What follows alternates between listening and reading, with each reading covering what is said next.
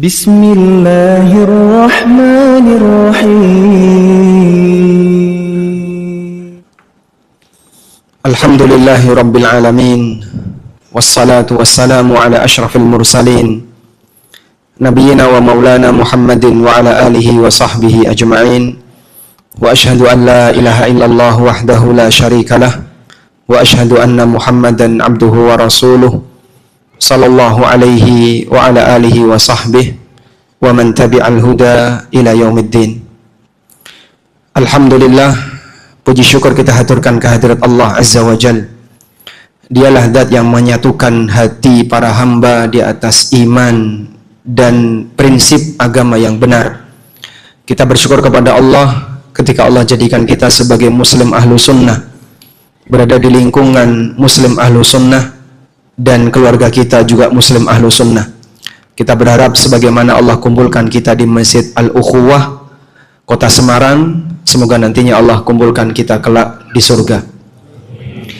Di jalan depan masjid tadi penuh dengan orang parkir. Saya memahami ini kayaknya banyak orang yang jajan di taman sebelah kanan masjid atau taman depan masjid. Tapi ternyata tidak ya. Yang jajan sama yang di sini banyak mana, Pak? Banyak yang di sini.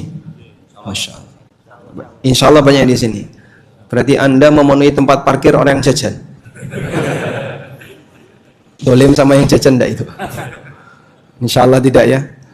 Mungkin yang jajan bisa diundang ke sini biar sambil jalan-jalan di taman juga bisa ikut bergabung di taman surga insya Allah.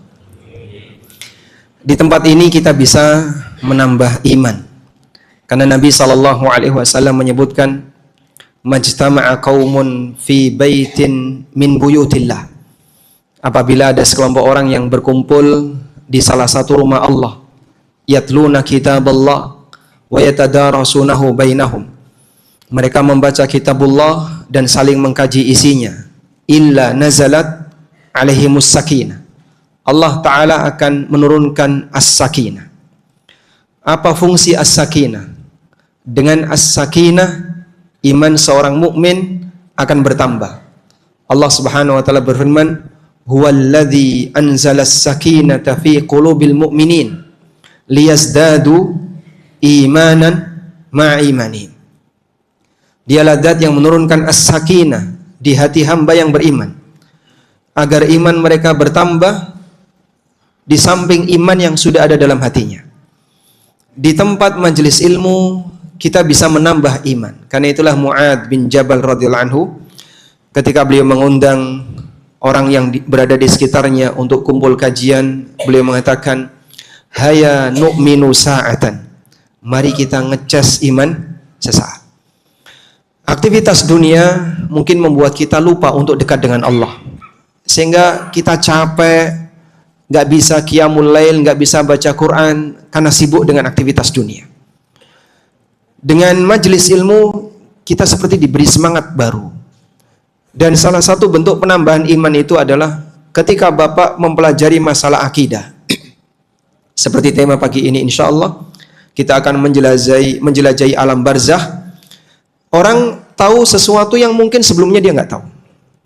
Atau meluruskan sesuatu yang sebelumnya dia menyimpang dalam masalah itu. Manfaat ketika seseorang belajar masalah akidah sesuai dengan dalil Al-Quran maupun hadis. Yang pertama, mungkin dia pernah punya akidah yang berdasarkan mitos, sumbernya nggak jelas, jarene dan katanya. Kemudian dia luruskan, oh ternyata selama ini salah. Misalnya ada orang yang punya keyakinan mayit itu atau seseorang kalau sudah meninggal dunia selama 40 hari, dia ngapain, Pak? Pulang ke rumah. Atau ketika bulan ruah, bulan arwah. Kenapa disebut bulan ruah? Ada kaitannya dengan arwah. Karena diyakini arwah itu pulang ke rumah. Saat kita cross check, dari mana keyakinan ini muncul? Ya, kata mereka, yo katanya kayak gitu. Jari ini seperti itu. Karena banyak di antara masyarakat kita yang membangun akidah berdasarkan jari ini. Jari ini dan jari ini. Bagaimana mungkin sebuah keyakinan dibangun di atas dasar katanya? Dan seperti ini bisa kita bersihkan dengan cara belajar akidah yang lurus. Yang kedua adalah menambahkan pengetahuan baru tentang keyakinan tertentu sesuai dengan yang diberitakan dalam Al-Quran maupun hadis. Sehingga kita jadi tahu, oh ada kayak gitu. Baru tahu saya, kalau ternyata di alam kubur ada seperti itu. Pada saat Bapak pengajian kok kemudian memberikan efek O ya. Begitu dengar seperti itu. Namanya apa? Efek. Anda tambah ilmu dan di saat itu tambah yakin sehingga imannya bertambah. Disitulah makna dari perkataan yang disampaikan oleh Mu'adz bin Jabal, haya nu'minu sa'atan. Mari kita gencas iman dengan datang di forum kajian. Sekarang kita akan lihat alam barzah. Ini adalah cuplikan dari buku yang pernah kami tulis, judulnya Bila Ku Mati. Ada salah satu jamaah yang nggak terima dengan judul itu, ganti saja. Kenapa? Saya belum siap mati. Ya sudah, bila kau mati. Nah, sama saja ya. Intinya adalah kita mau membahas tentang aneka catatan seputar peristiwa kematian. Pertama yang akan kita bahas tentang definisi alam barzakh. Penyebutan barzakh yang itu merupakan alam kubur ditegaskan oleh Allah di surat Al-Mu'minun ayat 99 dan 100. Hatta idza jaa ahadahumul mautu qala rabbirji'un la'alli a'malu salihan fima taraktu kalla innaha kalimatun huwa qailuha wa min waraihim barzakhun ila yaumi yub'atsun. Ketika datang kepada mereka kematian, qala rabbirji'un, maka manusia ini mengatakan, ya Allah kembalikanlah aku ke dunia. Setiap orang yang mati dia menyesal, baik orang yang saleh maupun orang yang jahat. Yang saleh dia menyesal kenapa kebaikannya kurang banyak. Apalagi yang jahat dia menyesal kenapa dia mengisi hidupnya dengan aneka kemaksiatan. Sehingga dia mengatakan, qala rabbirji'un, ya Allah kembalikanlah aku, la'alli a'malu salihah, agar aku bisa beramal saleh, fima taraktu, yang dulu aku tinggalkan, yang dulu belum sempat aku lakukan. Kalla, tidak mungkin. Harapan orang bisa balik lagi ke alam dunia itu mustahil. Andaikan Pak, mayit bisa balik ke alam dunia, mungkin semuanya akan datang ke Palestina. Ngapain Pak? Ikut jihad. Amal yang selama ini belum bisa dia lakukan. Lah kok arwah balik ke Palestina terus ngapain? Ya mungkin medeni tentara Israel atau apa. Tapi tidak mungkin itu bisa terjadi. Al-Quran mengingkari itu. Innaha kalimatun huwa qailuha, itu hanyalah kalimat yang dia ucapkan saja. Wa min waraihim barzakhun ila yaumi yub'atsun. Di belakang mereka ada barzah. Allah sebut alam kubur dengan alam barzah. Ila yaumi yub'atsun, sampai mereka dibangkitkan. Dan makna barzah secara bahasa artinya adalah pembatas. Pembatas di antara dua hal. Allah Ta'ala berfirman, marajal bahraini yaltaqiyan bainahuma barzakhun la yabghiyan. Allah mempertemukan dua lautan. Bainahuma barzakh, di antara dua lautan itu ada barzakh la yabghiyan, sehingga antara laut kanan dengan laut kiri airnya tidak saling bercampur. Saya pernah dengar ada orang yang mencoba melakukan penelitian ya. Dia datang ke lautan yang seperti ini, Pak. Dia ambil air lautan kanan, lalu dia ambil air lautan kiri, dibawa ke atas kapal, dicampur, bisa campur. Setelah itu dibuang. Ketika dibuang airnya balik. Dia lihat tuh airnya balik. Wallahu alam tuh penelitian ini benar atau tidak, tapi katanya yang melakukan ini orang Perancis. Tayyib. Allah Subhanahu wa taala menyebut dua lautan ini tidak bisa bertemu karena ada barzah. Artinya apa? Pemisah di antara dua hal. Karena alam kubur adalah alam barzah, maka orang yang sudah mati mustahil bisa balik. Luruskan semua keyakinan masyarakat yang mengatakan kalau bulan Ruwah, bulan Sya'ban, mayit balik pulang, itu semuanya enggak benar. Bertentangan dengan Al-Quran. Lebih konyol lagi, begitu arwah ini pulang sampai rumah, loh kok yang menempati rumah saya ganti orang? anak saya kemana? Ternyata rumah warisannya dijual. Gak taren karo wong tuane. Bingung mayat ini mau kemana coba? Nah, sesuatu yang tidak sesuai dengan prinsip agama, akidah-akidah yang menyimpang, pasti nanti akan bertolak belakang dengan akal sehat.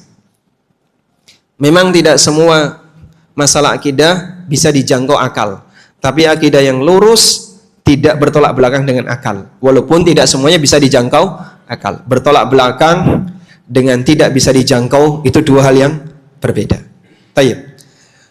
Mujahid mengatakan, yang dimaksud dengan alam barzah huwa ma bainal mauti wal ba'ts. Pemisah antara kematian dan hari kebangkitan. Dan semua yang bernyawa pasti mati. Pertanyaannya, iblis mati atau tidak? Mati atau tidak? Mati. Kapan dia mati?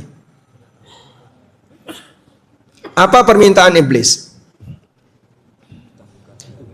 Ditentukan sampai hari kiamat. Diterima atau tidak permintaan ini? Diterima atau tidak? Permintaan iblis tidak diterima. Dia minta kepada Allah, qala rabbi anzirni ila yaumi yub'atsun. Qala innaka minal mundarin ila yaumil waqtil ma'lum. Dia minta kepada Allah, ya Allah berikanlah aku waktu tunda, tidak dimatikan sampai hari kebangkitan. Kalau iblis permintaannya dikabulkan, gak mati-mati Pak. Hari dibangkitkan dia masih hidup. Tapi Allah Subhanahu wa taala batasi. Qala innaka minal mundarin. Engkau diberi waktu tunda ila yaumil waqtil ma'lum, sampai hari waktu yang telah ditentukan. Sehingga dia mati, setelah itu dibangkitkan lagi oleh Allah Subhanahu wa taala. Tayyib. Dari Jabir bin Abdullah radhiyallahu anhu bahwasanya ayahnya yaitu Abdullah bin Amr meninggal saat peristiwa perang Uhud.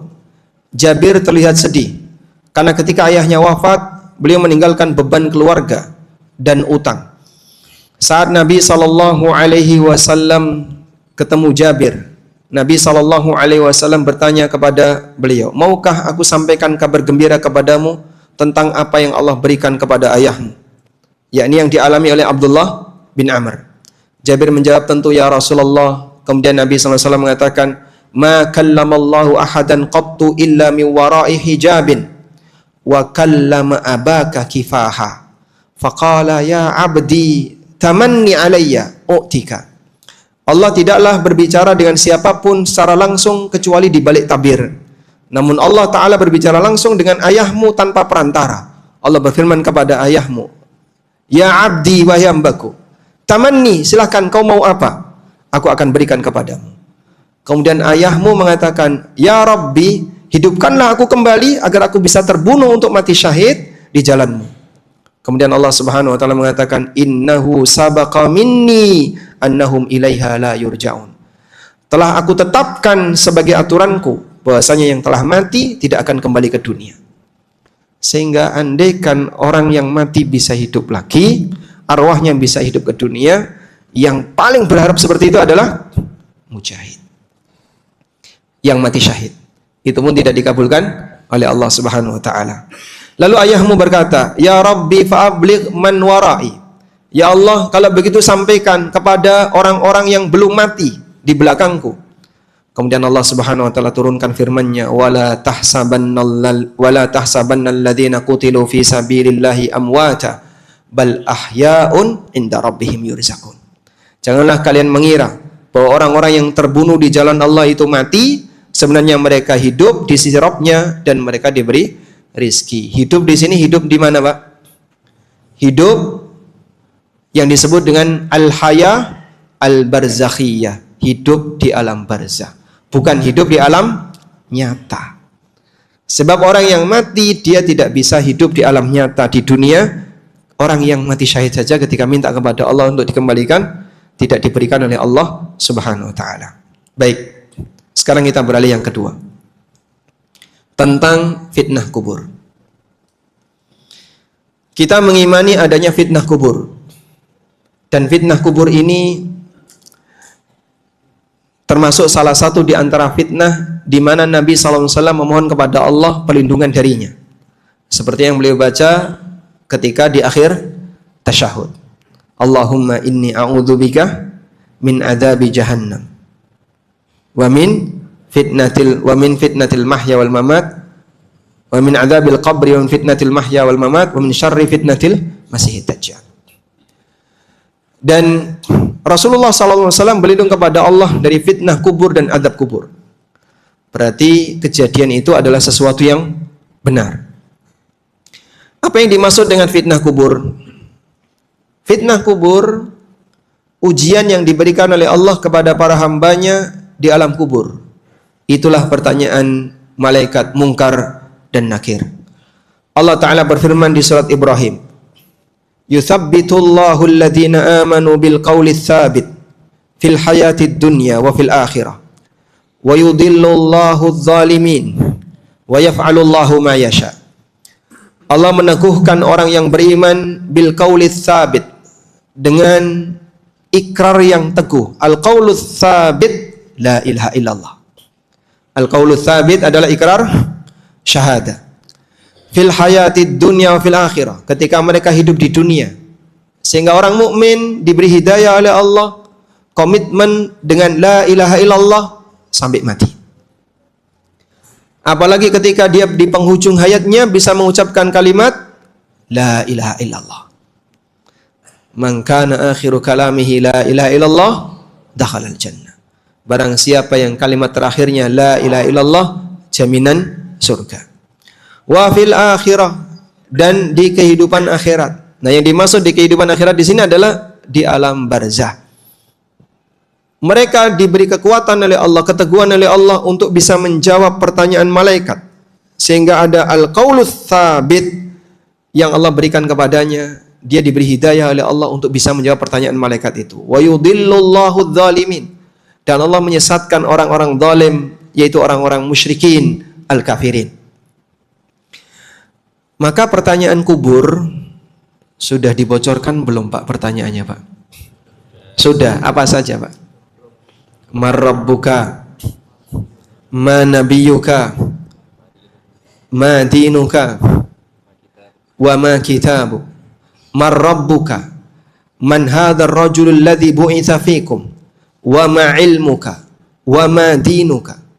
4 pertanyaan di alam kubur Nabi SAW sudah menyampaikannya dalam beberapa hadis ketika beliau cerita tentang peristiwa arwah yang dicabut oleh Allah. Pertanyaannya sudah kita ketahui, jawabannya bisa kita cari kuncinya, tapi nggak bisa dihafal. Sehingga orang kafir mungkin nggak Pak hafal seperti itu? Mungkin? Kalau cuma menghafal mungkin. Nek kowe ditakoni man rabbuka, jawaban Rabbku Allah. Nek kowe ditakoni man nabiyuka, jawaban nabiku Muhammad. Kalau menghafal bisa nggak? Bisa. Tapi jawaban itu bukan karena masalah orangnya hafal. Jawaban itu adalah perwujudan dari iman dia ketika di dunia. Dan pada saat seseorang berada di alam kubur, jawaban yang diterima hanya satu, jawaban yang benar. Jawaban yang salah nggak diterima. Maksudnya apa? Orang kafir ketika di dunia, ada yang nyembah patung, ada yang nyembah pohon, ada yang nyembah gunung, dan aneka benda-benda yang mereka sembah. Ada yang nyembah matahari. Pada saat mereka ditanya oleh malaikat, man rabbuka, nggak ada satu pun yang menjawab, Tuhanku adalah patung A, Rabbiya Lata, au Uzza, atau Asyams. Nggak ada. Apa jawaban orang kafir ketika ditanya? La adri. Saya nggak tahu. Saya nggak tahu. Semua Tuhan itu terlupakan pada saat mereka ditanya man rabbuka. Walaupun dulu ketika di dunia mereka tuh punya Tuhan. Ada yang nyembah A, nyembah B, nyembah C. Tapi saat ditanya man rabbuka, orang kafir nggak bisa jawab. Tuhanku adalah matahari, Tuhanku bulan, Tuhanku tidak ada. Mereka hanya bisa jawab la adri, aku tidak tahu. Karena jawaban salah nggak diterima. Allah Subhanahu wa ta'ala memberikan keteguhan bagi hamba yang dia berada di alam kubur. Dalam tafsir Al-Muharrar dikatakan, yang dimaksud Allah memberikan keteguhan bagi orang yang beriman adalah Allah meneguhkan orang yang beriman dengan ucapan yang benar. yaitu kalimat la ilaha illallah Muhammad Rasulullah, tertanam kuat dalam hati mereka dan menenangkan jiwa mereka, sehingga kita ridha Allah sebagai Rabb kita, maka kita anti dengan semua Tuhan selain Allah, karena Tuhan kita cuma satu dan tidak boleh diisi yang lain. Sehingga Allah meneguhkan mereka di dunia agar tetap berada di atas iman kepadanya dan Rasulnya sallallahu alaihi wasallam, serta menyelamatkan mereka dari godaan syahwat dan syubhat yang menjadi sumber manusia itu menyimpang di akhir hayat. Dia muslim sampai mati, dan Allah meneguhkan mereka di alam kubur. Sehingga yang dimaksud qaulul tsabit di alam akhirat adalah di alam kubur, saat ditanya oleh dua malaikat. Karena itulah selesai memakamkan, maka orang yang mengiringi jenazah dianjurkan untuk ngapain? Dianjurkan untuk ngapain? Mendoakan. Apa doanya? Allahumma ighfir lahu wa tsabbithu bil qaulis tsabit. Nabi SAW selesai memakamkan, kemudian beliau perintahkan kepada para sahabat yang lain, istaghfiru li akhikum was'alu lahu tathbit fa innahul ana yus'al. Mintakan ampunan untuk saudaramu dan mintakan agar dia diberi al-qaulus tsabit, bisa menjawab pertanyaan malaikat, karena sekarang dia sedang ditanya. Maka sambil Bapak ngambil tanah terus diurukan di atas makam sebanyak 3 kali, mengucapkan kalimat ini gantian. Demikianlah sunnah yang diajarkan Nabi sallallahu alaihi wasallam. Al-Barra bin Azib radhiyallahu anhu meriwayatkan bahwa Nabi sallallahu alaihi wasallam bersabda, seorang muslim apabila ditanya dalam kuburnya, lalu dia bersaksi la ilaha illallah Muhammad Rasulullah, itulah firman Allah, yutsabbitullahu alladhina amanu bil qauli tsabit fil hayatid dunya wal akhirah. Fil hayatid dunya wa fil akhirah. Allah meneguhkan orang-orang yang beriman dengan qaulus tsabit ketika di kehidupan dunia dan di akhirat. Selanjutnya, dalam riwayat yang lain dari Asma binti Abi Bakar, Nabi SAW pernah berkhutbah. Beliau menyebutkan tentang fitnah kubur. Setelah itu beliau memberikan sebuah pesan. Ma min syai'in lam akun urituhu illa ra'aituhu fi maqami. Bapak bisa bayangin ini ya. Beliau khutbah di depan jamaah. Lalu beliau menyampaikan, sesuatu yang belum diperlihatkan kepadaku, di tempat ini diperlihatkan kepadaku. Beliau melihat surga dan neraka di atas mimbar. Para sahabat melihat orang yang sedang melihat surga dan neraka. Para sahabat tidak melihat surga dan neraka, tapi para sahabat melihat manusia yang sedang melihat surga dan neraka. Jadi kebayang nggak kira-kira suasana perasaannya gimana, Pak? Penuh dengan suasana takut dan pengagungan kepada Allah. Anda melihat orang yang sedang cerita tentang kejadian itu. Saya berbicara. Sehingga pembawaannya tentu berbeda. Rasulullah SAW menyampaikan, Ra'aitul jannah, aku lihat surga di depan beliau. Sahabat nggak lihat surga, tapi beliau melihat Rasulullah SAW yang sedang melihat surga. Wanar, dan aku lihat neraka. Sampai beliau mengatakan, aku mau mengambil sak dompol. Dompol itu bahasa Indonesianya apa ya? Satu tangkai. Wanawal tu ungkudan, aku mau mengambil satu dompol buah, sak tangkai buah. Andaikan itu bisa diberikan kepada kalian, dunia nggak ada rasanya sudah.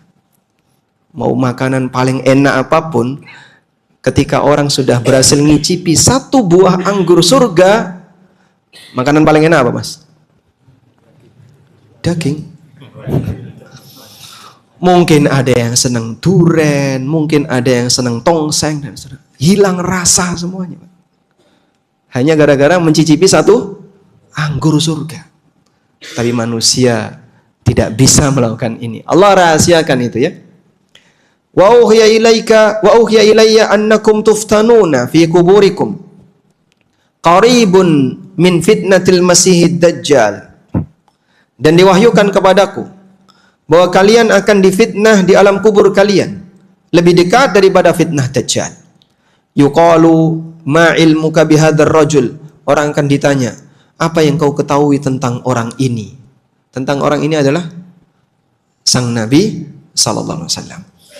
Fa ammal mu'min, maka mukmin bisa menjawab, huwa Muhammadun Rasulullah. Beliau adalah Muhammad, utusan Allah. Allah jadikan beliau sebagai ujian bagi umat manusia. Siapa yang mentaati beliau, hakikatnya mentaati Allah. Karena mentaati utusan sama dengan mentaati yang mengutus. Wa may yuti'ir rasula faqad ata Allah. Barang siapa yang mentaati Rasul, hakikatnya dia mentaati Allah. Ja'ana bil bayyinati wal huda. Beliau datang kepada kami dengan membawa ayat-ayat dan petunjuk. Fa'ajabna wattaba'na. Kami penuhi ajakan beliau dan kami mengikuti beliau. Semakin kuat semangat seseorang untuk mengikuti sunnah Nabi SAW, semakin ringan untuk memberikan jawaban ini. Karena kalimatnya, kami mengikuti beliau, maka bersemangatlah untuk mengikuti sunnah Nabi SAW. Sebab beliau ini yang menjadi manusia yang nanti akan ditanya. Kita akan ditanya kepada Allah, kau kenal orang ini? Wa Muhammadun Rasulullah. Kami mengikuti beliau. Kami jadikan beliau sebagai panutan. Salat kita sesuai dengan salat beliau. Puasa kita sesuai dengan puasa beliau. Ibadah kita sesuai dengan ibadah beliau. Aktivitas yang kita lakukan, kita ikuti beliau. Manusia yang paling beradab di muka bumi ini. Sehingga kalau mau membangun peradaban masyarakat, kita tiru beliau. Dan kita ajak masyarakat untuk meniru beliau.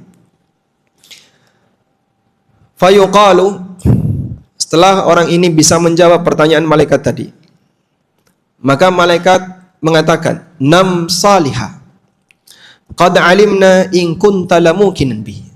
Silahkan kamu tidur dengan baik. Penduduk alam kubur ini dipersilahkan untuk istirahat. Silahkan kau tidur. Kami sudah tahu kalau kau yakin dengan ini. Wa ammal munafik, adapun hamba yang munafik, fayaqulu, ketika ditanya, kamu kenal orang ini? Fayaqulu, dia menjawab, la adri, aku tidak tahu. Sami'tun nasa yaquluna syai'an faqultuhu. Orang bilang seperti itu, akhirnya aku ikut-ikutan. Orang ngomong seperti itu, aku cuman ikut-ikutan. Dan jawaban ini tidak diterima. Dari sinilah kita bisa lihat, dan hadis ini sahih riwayat Bukhari Muslim.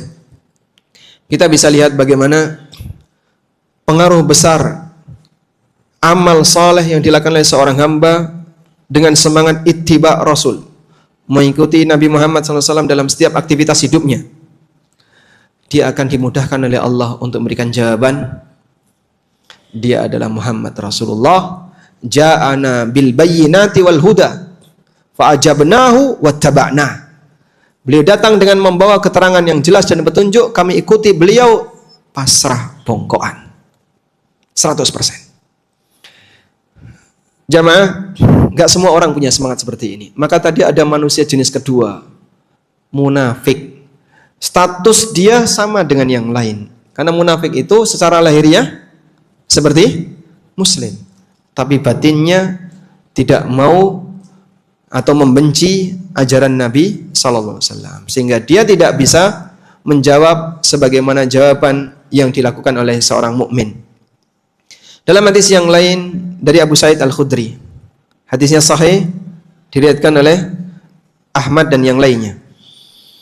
Ayuhan nas, inna hadhil ummah tubtala fi quburiha. Wahai manusia, sesungguhnya umat ini akan diuji di alam kubur. Fa idzal insanu dufina fatafarraqa anhu ashabuhu. Ketika seseorang sudah dimakamkan, lalu ditinggalkan oleh orang-orang yang mengantarkannya, ja'ahu malakun fi yadihi mitraqun faq'adahu.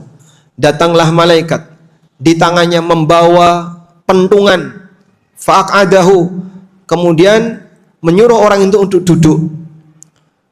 Dalam hadis yang lain, fayujlisanihi wa yuq'idanihi, menyuruh mayit itu untuk duduk.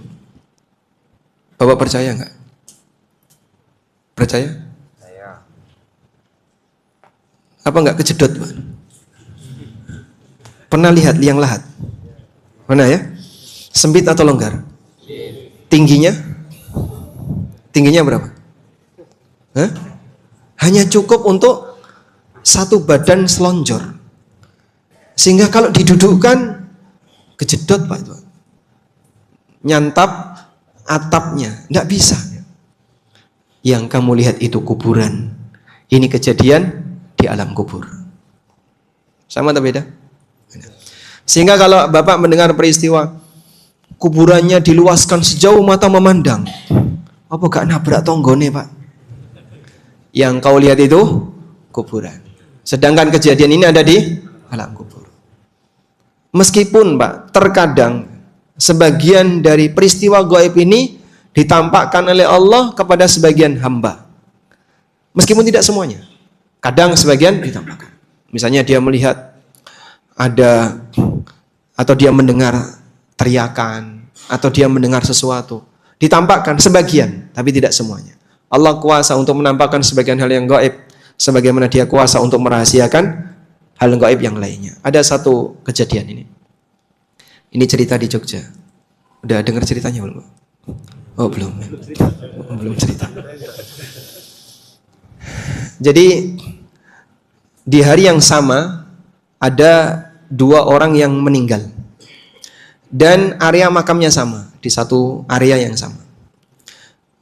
Maka masyarakat membuat 2 galian, galian 1, galian 2.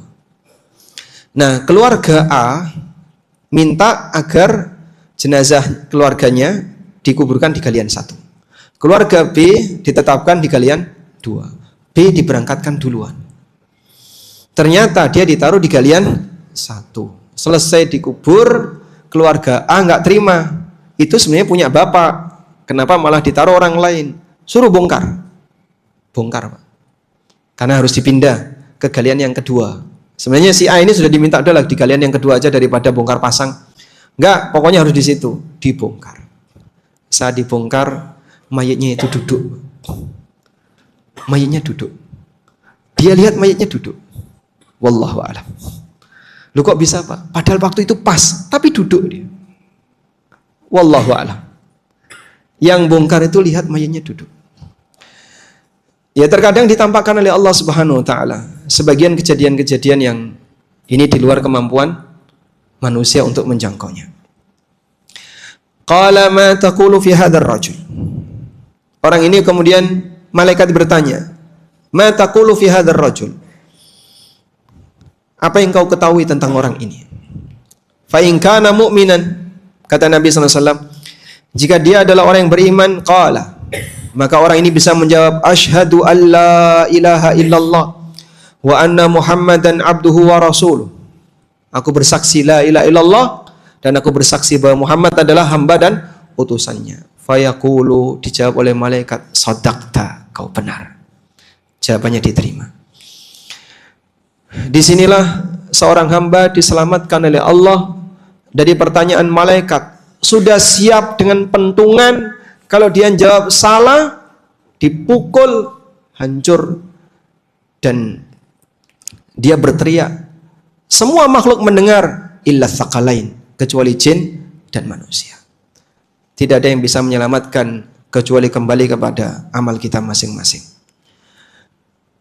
Ada beberapa orang yang diselamatkan oleh Allah dari dari fitnah kubur. Di antaranya orang yang berjaga di daerah perbatasan, manusia yang melakukan ribat. Dari hadis Salman Al-Farisi, Nabi sallallahu alaihi wasallam bersabda, "Ribatu yaumin wa lailah khairun min siyami syahrin wa qiyamihi, wa in mata jara alaihi amaluhu alladhi kana ya'malu, wa ujriya alaihi rizquhu wa aminal fattan." Orang yang melakukan ribat sehari semalam lebih baik daripada puasa dan tahajud selama sebulan. Jika dia mati, maka amalnya terus mengalir dan dia akan diberi rizki serta dia aman dari fitnah kubur. Hadis riwayat Muslim. Demikian pula orang yang mati di medan jihad. Rasulullah sallallahu alaihi wasallam pernah mengatakan, "Kafa bi bariqatis suyuf ala ra'sihi fitnah." Cukuplah kilatan pedang yang ditatap oleh mata seorang mujahid ketika dia berjihad sampai dia mati, itu sudah menjadi pengganti dari fitnah kubur. Hadis riwayat Nasa'i, demikian pula yang disebutkan oleh Abu Nuaim dalam Ma'rifatus Sahabah. Jika orang mati syahid dijaga oleh Allah dari pertanyaan fitnah kubur, maka para nabi, as-siddiqun, mereka juga dijaga oleh Allah dari fitnah kubur. Dalam Durarus Saniyah dinyatakan, wa ammas siddiqun fala yus'alun li'anna martabatas siddiqin a'la min martabatis syuhada. As-siddiqun tidak akan ditanya di hari ketika di alam kubur, karena derajat siddiqun lebih tinggi daripada derajat syuhada. Abu Bakar lebih tinggi daripada Umar. Gelarnya Abu Bakar itu apa? As-Siddiq. Gelarnya Umar Asy-Syahid. Nabi SAW menyebut Umar dan Utsman syahidan, dua orang yang mati syahid. Selanjutnya, orang yang meninggal di malam Jumat dan hari Jumat. Nabi SAW bersabda, "Ma min muslimin yamutu yaumal jum'ah aw lailatal jum'ah illa waqahu Allahu fitnatal qabri." Apabila seorang muslim meninggal di hari Jumat atau malam Jumat, maka Allah akan lindungi dia dari fitnah kubur. Hadis riwayat Tirmidzi dan Ahmad. Dan seperti ini tidak bisa dikondisikan. Pak, kalau ada orang yang bunuh diri di hari Jumat, bunuh diri berarti disengaja ya? Disengaja. Itu kira-kira apakah mendapatkan keutamaan dalam hadis ini? Seperti kemarin kan sempat viral video. Dia mengucapkan syahadat la ilaha illallah Muhammad Rasulullah, terus menembakkan kepalanya. Dia bunuh diri dengan menembakkan kepalanya. Ada yang dapat video itu? Saya sempat dapat. Terus ditanya, ini kira-kira su'ul khatimah atau husnul khatimah? Dia mengucapkan la ilaha illallah Muhammad Rasulullah, syahadat dulu, setelah itu dia bunuh diri. Su'ul khatimah ataukah husnul khatimah? Su'ul, Bapak lihat, ujungnya itu apa? Bunuh diri. Ujungnya dosa besar, maksiat. Betul dia sudah mengucapkan 2 kalimat syahadat, tapi setelah itu dia maksiat. Karena ujung dia bunuh diri. Andai kan setelah dia nembak dirinya terus bisa mengucapkan la ilaha illallah Muhammad Rasulullah, mungkin semoga jadi kafarah untuk dosa sebelumnya. Tapi tidak, begitu dia nembak dirinya, ya kejal-kejal mati. Maka ujung dari hidupnya adalah maksiat, su'ul khatimah. Sekarang kalau meninggal di hari Jumat dan dalam kondisi bunuh diri, apakah mendapatkan pelindungan dari azab kubur atau fitnah kubur? Jawabannya su'ul khatimah. Orang kafir yang meninggal di hari Jumat ada enggak? Banyak. Enggak masuk dalam ini. Oleh karena itulah, bagi mereka yang mengakhiri hidupnya dalam kejahatan, terlepas dari hari baik, hari istimewa, atau meninggal di tanah yang mulia, itu tidak bisa mengubah statusnya. Kota suci Mekah tidak membuat penduduknya jadi suci. Abu Jahal itu meninggal, bukan meninggal di perang Badar ya. Abu Lahab meninggal di Mekah, dan banyak orang musyrikin meninggal di Mekah. Apakah mereka jadi muslim? Tidak. Fa innal ardal muqaddasah la tuqaddisu ahada. Tanah suci tidak bisa mensucikan siapapun. Selanjutnya, ada namanya himpitan kubur. Kubur itu akan menghimpit penghuninya. Menghimpit siapa? Semua, baik mukmin maupun kafir. Termasuk kita nanti akan mengalaminya. Bahkan orang saleh juga akan dihimpit di alam kubur. Ketika sahabat Mu'ad bin Jabal, ketika sahabat Sa'ad bin Mu'ad radhiyallahu anhu meninggal dunia, Rasulullah sallallahu alaihi wasallam mengatakan, "Ihtazza 'arsyur Rahman bi mauti Sa'ad bin Mu'ad." Arsy Rahman bergetar karena kematian Sa'ad bin Mu'ad. Sa'ad bin Mu'ad ini pemuka suku apa? Aus atau Khazraj? Aus. Beliau pemuka suku Aus. Sa'ad bin Mu'ad ketika meninggal dunia dipuji oleh Nabi sallallahu alaihi wasallam. Arsy Allah bergetar karena kematian Sa'ad bin Mu'ad. Wa futihat lahu abwabus sama, pintu-pintu langit terbuka. Meskipun demikian, laqad dumma dhammatan tsumma furijan. Beliau dihimpit oleh kuburan, setelah itu dilapangkan. Kalau seperti ini saja mengalami demikian, apalagi manusia seperti kita. Rasulullah SAW mengatakan, innalil qabrati daghdatan, innalil qabrati daghdatan, law kana ahadun najian minha najah Sa'ad bin Mu'ad. Kuburan itu akan menghimpit, andaikan ada orang yang bisa selamat darinya, tentu Sa'ad bin Mu'ad lah orangnya. Kalau Sa'ad bin Mu'ad saja tidak selamat dari itu, apalagi manusia biasa. Oleh karena itulah kita banyak mohon kepada Allah Subhanahu wa taala perlindungan dari azab kubur, dan kita minta kepada Allah keberhasilan untuk bisa menjawab ketika mendapatkan fitnah kubur. Wallahu taala alam. Tayyib. Mungkin sampai di sini sebagai pengantar. Dan masih banyak materi yang lain dari buku Bila Aku Mati. Kajian ini dan tablik akbar secara umum kalau bisa Bapak jadikan hanya sebagai trigger, pemicu untuk belajar. Memang banyak di antara kita ketika sudah punya buku, kalau tidak dibacakan, tidak dibaca. Ya. Makanya manfaat bedah buku itu, ya, yang sudah beli buku minimal dibacakan. Karena kalau nggak dibacakan, nggak baca. Namun saya pesankan, ini hanya trigger, pemicu. Selanjutnya kalau Bapak ingin tahu lebih dalam tentang alam barzah, lebih detail, di buku Bila Aku Mati saya sebutkan beberapa catatan. Tadi baru kurang lebih 3 atau 4 catatan. Semoga ini bermanfaat bagi kita semuanya, dan semoga membuat kita semakin bertakwa kepada Allah Subhanahu wa taala.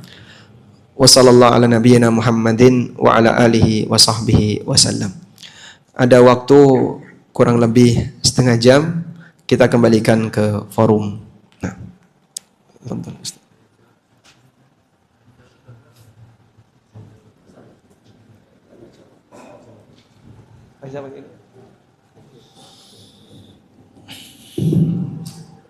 Alhamdulillah, jazakumullah khairan atas ilmunya. Silakan kepada para jamaah yang bisa, yang atau yang mau bertanya, silakan. Mungkin panitia bisa mengumpulkan kertas-kertas titipan pertanyaan yang disampaikan oleh para jamaah.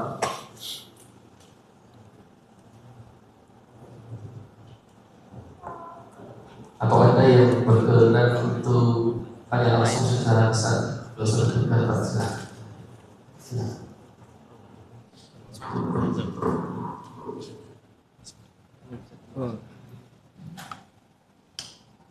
Assalamualaikum warahmatullahi wabarakatuh. Waalaikumsalam warahmatullahi wabarakatuh. Hanya di ayat surat Hud ayat 106 dan 107. Masya Allah. Nah, ini dituliskan Madamatisam. maka adapun orang-orang yang sengsara, maka tempatnya di dalam neraka. Di sana mereka mengeluarkan dan menarik nafas dengan berhenti. Kemudian di ayat 107, mereka kekal di dalamnya selama ada langit dan bumi, kecuali jika Tuhanmu menghendaki. Sungguh Tuhanmu Maha Pelaksana terhadap apa yang Dia kehendaki. Nah, berdasarkan di ayat 107 ini kan disebutkan mereka kekal di dalamnya selama ada langit dan bumi. Berarti surga dan neraka sudah ada sebelum kiamat, sudah ada yang di neraka dan di surga pada saat sekarang ini gitu. Padahal kan ya setahunya surga dan neraka itu ada ketika hari kiamat, terus setelah itu mungkin dibaca saja. Baik. Assalamualaikum warahmatullahi wabarakatuh. Waalaikumsalam warahmatullahi wabarakatuh. Saya berikan sedikit pengantar ya. Allah Subhanahu wa taala menegaskan bahwa dalam Al-Qur'an itu ada ayat mutasyabihat dan ada ayat muhkamat.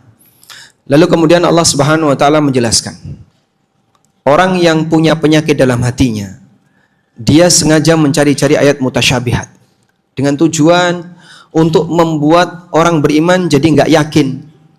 Karena ayat mutasyabihat ini menyebabkan orang jadi punya pemikiran yang aneh-aneh. Sementara orang yang beriman, mereka mengakui semuanya datang dari Allah. Kami mengimani semuanya. Lalu Allah menjelaskan, untuk ayat muhkamat, hunna ummul kitab. Ayat muhkamat itu adalah ummul kitab, induk dari Alkitab. Mana ayat muhkamat sebagai ummul kitab, induk dari Alkitab? Disebut induk karena dia rujukan. Sehingga ketika ada ayat yang mungkin bunyinya kurang begitu atau artinya secara tekstual kok aneh, kembalikanlah kepada ayat muhkamat. Ini prinsip. Misalnya Allah Subhanahu wa taala berfirman, innal ladzina hadu wan nasara, innal ladzina amanu wal ladzina hadu wan nasara was-sabiin man amana billahi wal yaumil akhir. Sesungguhnya orang yang beriman, Yahudi, Nasrani dan Sabi'ah, yang beriman kepada Allah dan hari akhir, fala khaufun 'alaihim wa lahum yahzanun, maka dia masuk surga. Nah, dari ayat ini terkadang ada orang yang kemudian punya pemikiran menyimpang. Berarti Yahudi, Nasrani, kemudian penganut ajaran Sabi'ah, dia bisa masuk surga, Pak. Berdasarkan ayat ini. Padahal ayat ini menjelaskan kelompok manusia, baik dari kalangan umat Muhammad SAW maupun umat Musa maupun umat Isa atau siapapun asal usulnya, ketika dia beriman kepada Allah dan hari akhir, maka dia masuk surga. Sehingga penyebutan Yahudi dan Nasrani itu maksudnya adalah asal usul kelompok, bukan agama. Baik, kita kembalikan kepada ayat muhkamat. Ayat muhkamat hanya orang beriman yang bisa dapat surga. Selanjutnya tentang tadi surat Hud 107, 108 ini menjadi salah satu surat yang atau ayat yang menyebabkan sebagian orang punya pemikiran menyimpang. Muncullah sebuah buku judulnya Ternyata Kiamat Tidak Kekal. Penulis buku ini kakak angkatan saya di UGM, sama-sama alumni teknik nuklir, Pak. Tapi jauh ya. Beliau lulus kuliah, saya baru lahir.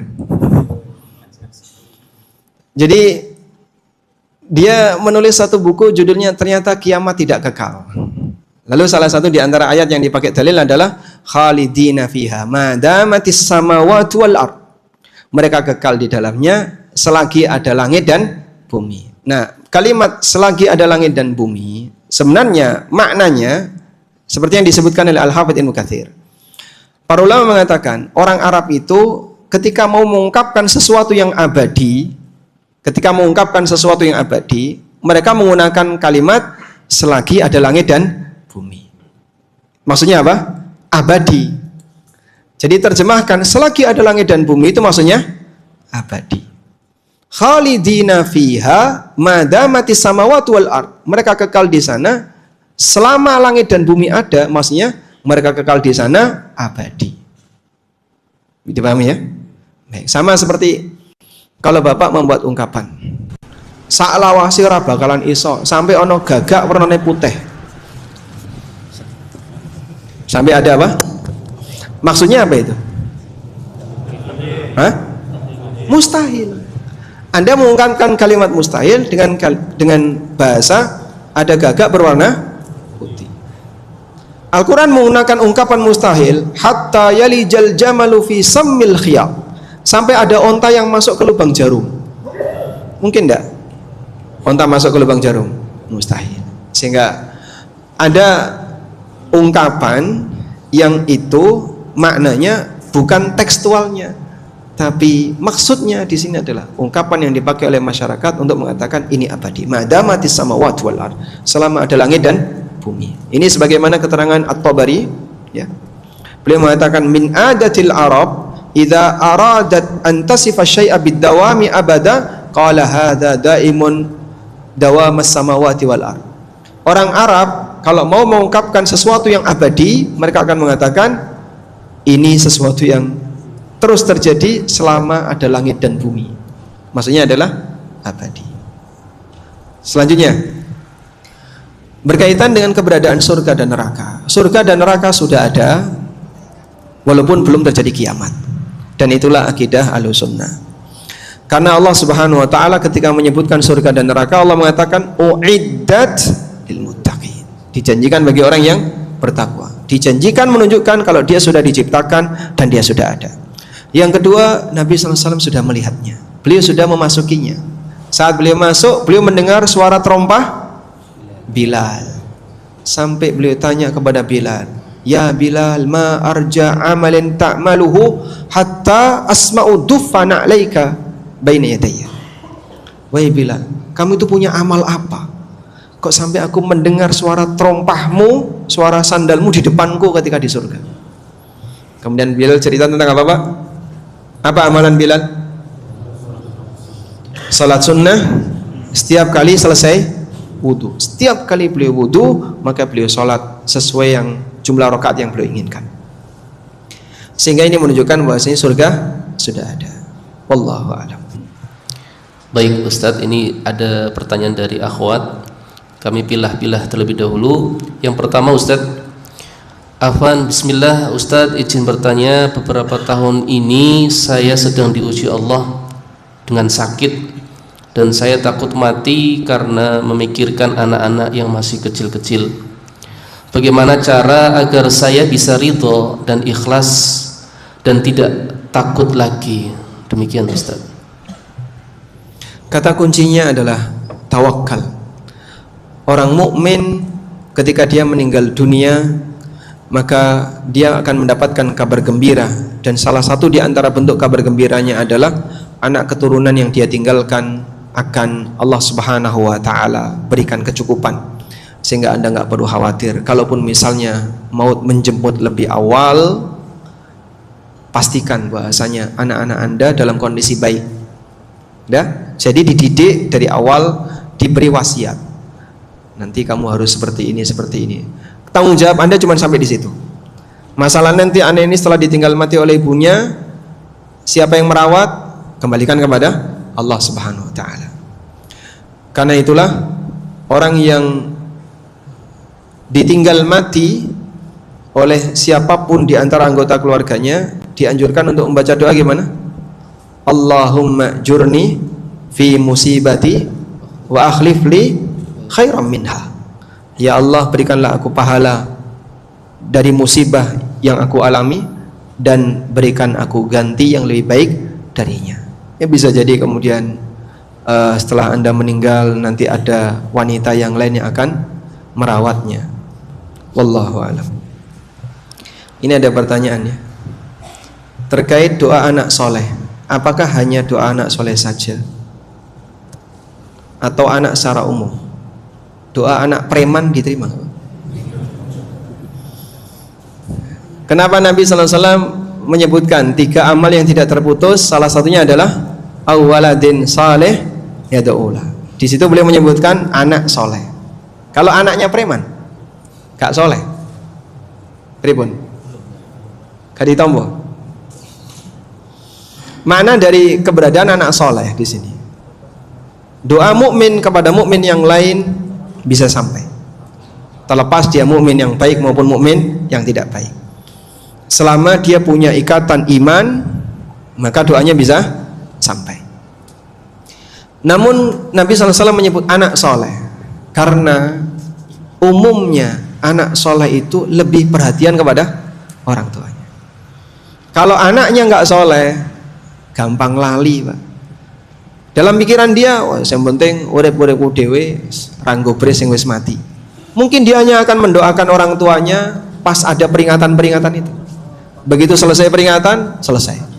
Karena dia tidak punya semangat untuk memberikan kebaikan bagi orang tuanya. Tapi anak yang saleh, dia akan selalu mendoakan orang tuanya setiap saat, terutama dalam kesempatan yang mustajab. Yang kedua, anak saleh itu rajin ibadah, sehingga dia punya banyak waktu mustajab untuk doa antara adzan dan iqamah. Kemudian apalagi saat dia sujud. Nah, kalau preman ratau sholat, coba mau mendoakan pas kapan? Yang pinggir dalan karo ngudut donga Rabbik firli wali walidayya. Tuman mboten, Pak? Hah? Kayaknya enggak ya. Wallahu a'lam. Baik Ustadz, saya selingi dengan pertanyaan Ummahat ya. Ustadz, saya adalah seorang mu'alaf. Semoga Allah berikan istiqomah. Saya mengucapkan syahadat September tahun kemarin. Pertanyaan saya adalah, apakah doa saya untuk ayah saya yang sudah meninggal di alam kubur yang berbeda agama sampai ke alam kubur atau akhirat untuk ayah saya? Terima kasih Ustadz. Allah Subhanahu wa taala melarang orang mukmin untuk mendoakan orang kafir. Coba kita lihat ayatnya.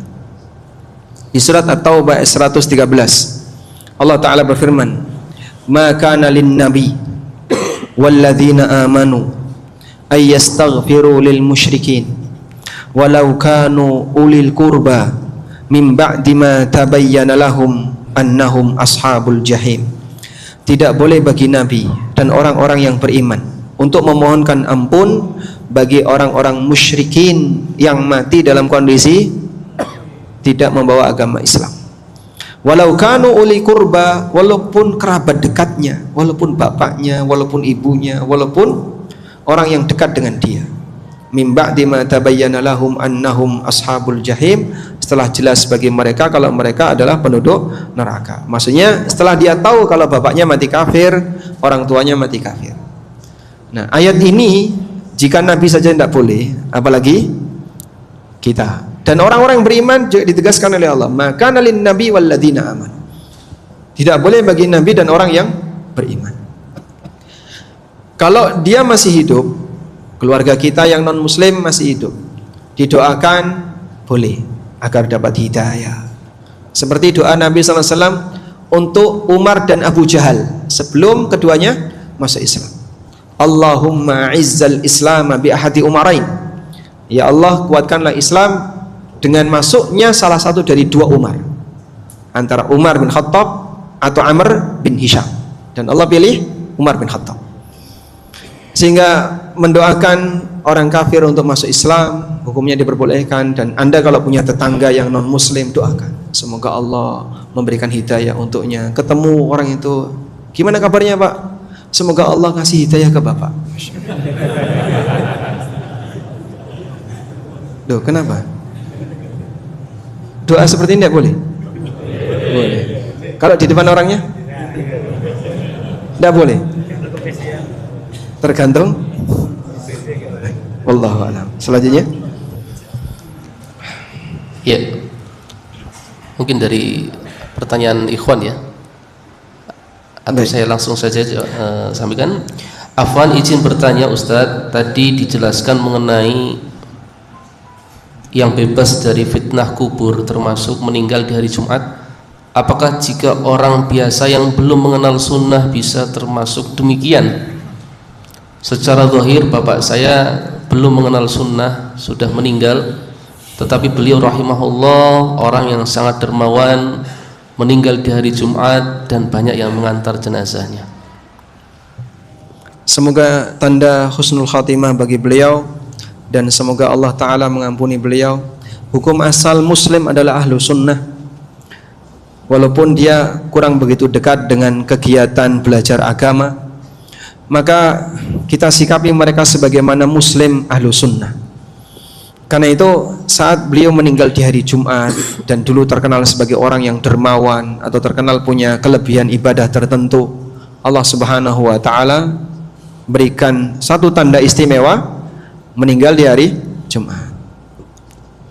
Selanjutnya, betulkah bahwasanya ada surat pencegah azab kubur, yaitu surat Al-Mulk yang dibaca sebelum tidur?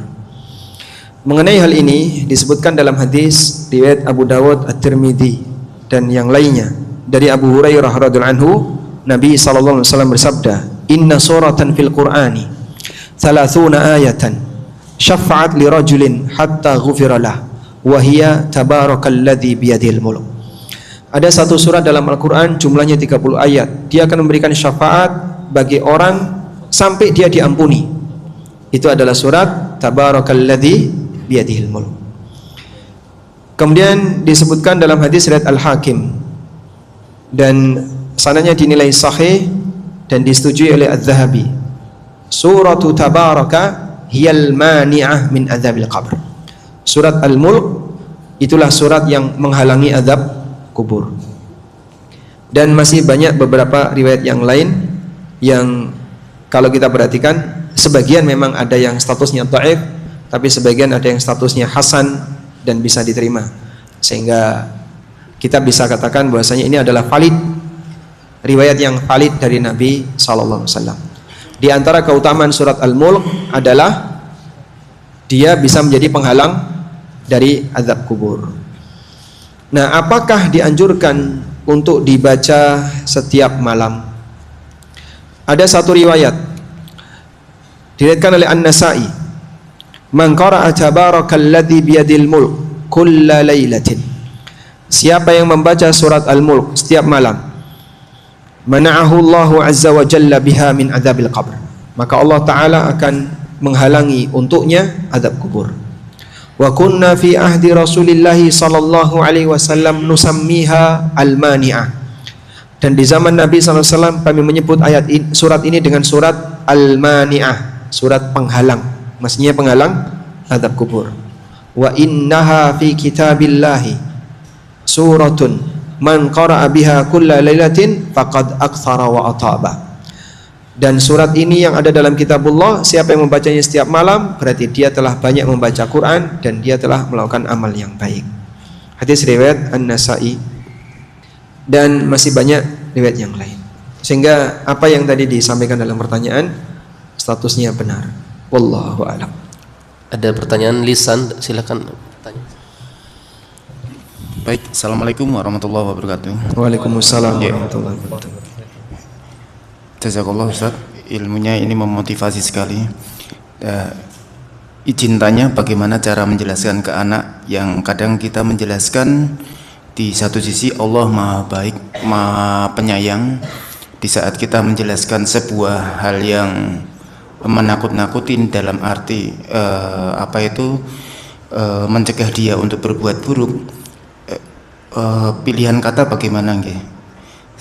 Yang saya lakukan sementara itu Allah sudah ngasih tahu dari awal, dan itu tanda Allah supaya kita tidak salah di dunia, artinya berbuat baik. Apakah ada cara yang lebih efektif, Ustaz? Terima kasih. Jazakallah. Assalamualaikum warahmatullahi wabarakatuh. Waalaikumsalam warahmatullahi wabarakatuh. Kalau pendidikan yang diberikan dalam Al-Quran itu prinsipnya keseimbangan. Keseimbangannya gimana? Ada at-targhib, ada at-tarhib, ada motivasi, ada meden-medeni. Meden-medeni itu bahasa Indonesianya apa ya? Menakut-nakuti. Jadi ada yang sifatnya memberi motivasi, ada yang sifatnya nakut-nakuti. Maka para nabi itu statusnya sebagai basyirun wa nadhir, pemberi kabar gembira dan sekaligus memberi peringatan. Sehingga kalau manusia dididik dengan keseimbangan seperti ini, dia tidak berat sebelah. Kalau terlalu berlebihan pendidikannya, yang diberikan itu Allah Maha Pengampun, Allah Maha Baik, Allah memaafkan semua dosa dan seterusnya, maka nanti jadinya meremehkan aturan. Dalam posisi dia melanggar maksiat berharap ampunan. Sampai ke bawah hingga dewasa. Dan banyak orang yang ketika dia berbuat dosa, saat diingatkan, Pak itu tidak boleh, Allah kan Maha Pengampun. Kalau Allah Maha Pengampun, seharusnya Bapak tobat. Ketika Bapak maling, korupsi misalnya, tapi kan Allah Maha Pengampun, korupsi Pak. Setelah itu dia merasa yakin Allah Maha Pengampun. Ini akan membuat dia jadi semakin berani untuk maksiat. Bani Israel, pemuka-pemuka agamanya itu berani memfatwakan sesat karena dibayar. Lalu Allah Subhanahu wa taala ingatkan dalam Al-Qur'an, fa khalafa min ba'dihim khalfun warithul kitaba ya'khuduna 'arada hadzal adna wa yaquluna sayughfaru lana. Kemudian datanglah generasi yang baru, mereka mendapatkan warisan Alkitab, kemudian mereka mengatakan ya'khuduna 'arada hadzal adna, mereka mengambil suap harta yang remeh ketika dia memfatwakan fatwa yang menyimpang, dan mereka mengatakan sayughfaru lana, kita akan diampuni. Jadi dalam posisi mereka berbuat menyimpang tapi merasa yakin diampuni. Ini kan bahaya, Pak. Makanya jangan sampai berlebihan di satu sisi. Karena itu sampai pun kepada anak kita sampaikan bahwa Allah Maha Penyayang, Maha Pengasih. Tapi kalau ada hambanya yang salah dan dosanya tidak diampuni, bahaya besar. Ya mungkin sampai titik situ ya. Bahayanya kayak apa ya? Nah, kalau Bapak jelaskan pakai siksa neraka, ya mungkin dia malah ketakutan ya. Walaupun dia nggak punya dosa, Pernah kami mengupload satu video di IG kalau nggak salah ya, tentang larangan bersentuhan dengan lawan jenis yang bukan mahram. Hati-hati kalau salaman ketika lebaran, jangan sampai salaman dengan yang bukan mahram. Tiba-tiba ada yang komentar, aku salaman dengan yang bukan mahram, tapi saya yakin Allah Maha Pengampun. Jadi itu kan kayak nantang rapopo maksiat, toh nanti juga dosaku akan diampuni. Sing jamin ki lho sapa? Siapa yang bisa jamin, Pak? Dan itu cara orang untuk menghibur diri agar ketika dia berbuat maksiat merasa nggak ada beban. Itu bahaya, Pak. Makanya kita ingatkan kepada masyarakat, saya ngelakoni maksiat, awas akan ada ancaman. Karena itu Allah berfirman, nabbi ibadi anni anal ghafurur rahim wa anna adzabi huwal adzabul alim.